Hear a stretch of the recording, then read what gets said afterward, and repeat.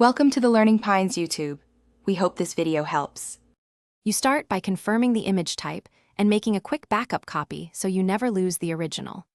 Open the file in an editor or a dedicated converter app that supports your source and target formats. Once open, locate the export or save as command in the file menu. This is where format options live. Make sure to choose the correct color profile and quality settings now so you avoid repeated conversions later. This saves time and preserves fidelity. Now you pick the target format and why: JPEG for photos and smaller files, PNG for transparency, WebP for modern compression. You'll adjust quality and resolution. Lower quality reduces size but may add artifacts, so preview the result. If transparency matters, choose PNG or WebP. If not, JPEG is fine. Also decide whether to keep metadata. Removing it reduces size.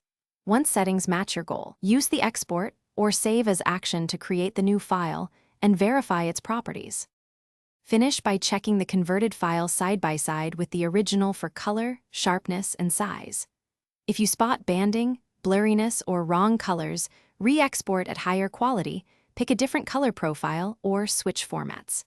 If the app errors or the file won't open, try another converter or a lightweight online tool.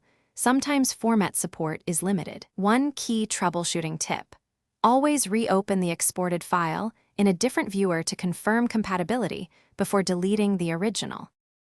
Thanks for watching. Consider subscribing if we helped you.